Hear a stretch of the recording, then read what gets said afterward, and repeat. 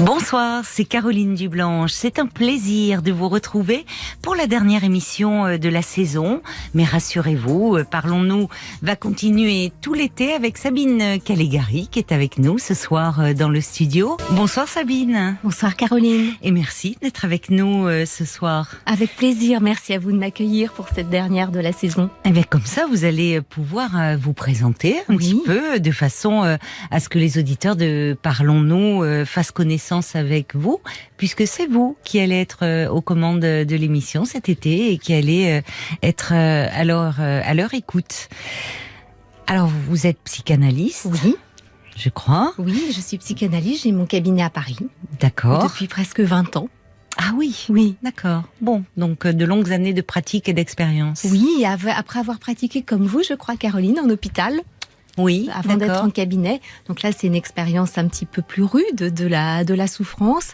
Et en cabinet où j'écoute tout type de personnes, tous âges, et où j'ai vraiment grand plaisir à travailler. C'est une vocation profonde pour moi. Et aujourd'hui, j'ai également envie de partager la psychanalyse, qui est souvent considérée comme une boîte noire, un peu mystérieuse. Et qui est décriée, malheureusement, aujourd'hui. Oui.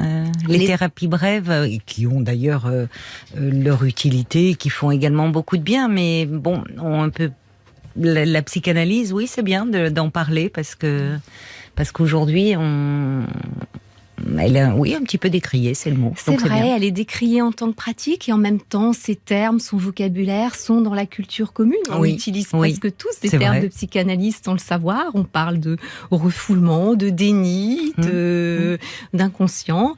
Voilà. Et bon, en souhaitant redonner quelque chose que j'ai connu moi, qui sont les trésors de la psychanalyse pour guérir, enfin, c'est quelque chose de très puissant. Donc j'ai souhaité exprimer ça au plus grand nombre de personnes possible à travers un livre. Donc La vie augmentée, qui explique comment la psychanalyse fonctionne. Puis bon, j'ai fait un autre livre sur un personnage iconique. Et là maintenant, vous vous intéressez au sport. Exactement. Parce que ce personnage n'est autre que Zinedine Zidane. Vous êtes allé dans la tête de Zinedine Zidane. C'est ça. C'est le mental des sportifs qui vous intéresse sont des personnalités hors normes parce que ils s'expriment par le corps, mais ce corps est animé avant tout d'un mental qui est extraordinaire. Bien plus complexe qu'on imagine en voyant simplement le mouvement. Enfin, il y a tout un monde derrière le mouvement d'un footballeur.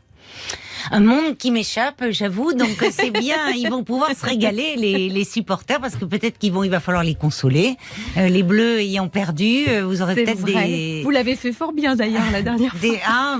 Moi j'y connais rien du tout, mais comme ça, avec vous, peut-être qu'ils pourront en parler. Est-ce que vous avez d'autres thèmes de prédilection également, enfin peut-être des sujets, des problématiques qui vous touche plus particulièrement? Alors, ce qui me touche particulièrement, c'est ma vocation, ce que je souhaitais, c'était aider des personnes, les guérir. Maintenant, ce dont j'ai envie, c'est que ça ne se fasse pas que dans le secret du cabinet ou un par un. C'est d'essayer d'aider le plus de personnes possible.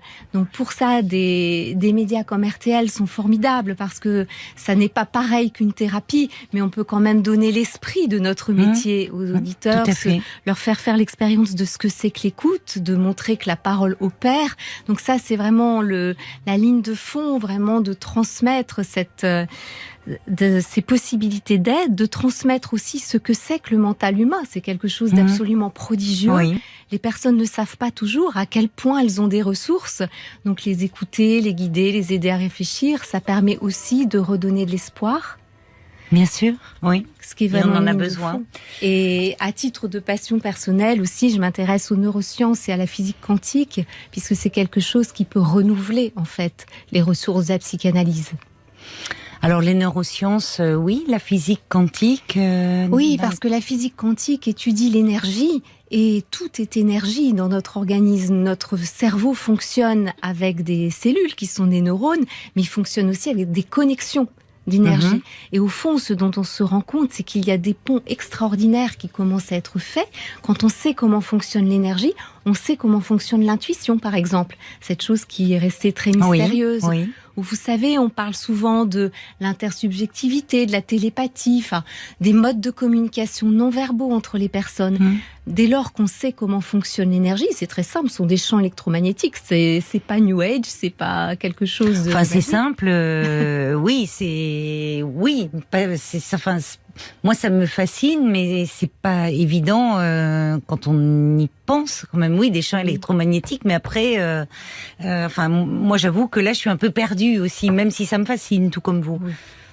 C'est invisible, donc c'est pour ça qu'on est un peu perdu. Oui. Mais ensuite, quand on entre dans la loi des choses, c'est comme ces lois de l'esprit que vous connaissez bien, ça devient très logique. C'est invisible, mais ça devient logique. D'accord. Et dès lors qu'on peut l'appliquer, et nous pouvons appliquer ça à la thérapie, parce que dès lors que nous savons comment scientifiquement nous interagissons, comment scientifiquement nous nous connectons à notre intuition, à notre potentiel de guérison, on peut le transmettre aux personnes pour qu'elles-mêmes sachent de quoi est faite leur technologie intérieure, on peut dire ça comme ça. D'accord, bah écoutez, je vais vous écouter. Moi, cet été, je vais apprendre des tas de choses. Alors, dans quel état d'esprit vous abordez finalement cette nouvelle aventure là à la radio, ce dialogue qui est effectivement une expérience très différente de l'approche en cabinet ou à l'hôpital? J'en suis très heureuse, particulièrement en cette période, parce que on vient de traverser une période extrêmement difficile, où il y a eu beaucoup de solitude, beaucoup d'épreuves nouvelles auxquelles les personnes n'étaient pas forcément préparées. Et je pense que c'est le moment de réveiller les ressources de chacun. Et alors nous y contribuons tous modestement de la place où nous sommes dans la société, mais je trouve que c'est le bon moment vraiment pour chercher à apporter à chacun la ressource, l'étincelle dont il a besoin pour qu'il puisse évoluer, se relancer dans sa propre vie, peut-être se réinventer. Enfin, c'est un grand mot, mais à l'échelle de chacun, ça peut signifier beaucoup de choses. Je suis très heureuse de le faire, et particulièrement à ce moment-là. Eh bien, écoutez, je suis sûre que les auditeurs vont être très heureux aussi que vous les accompagniez cet été.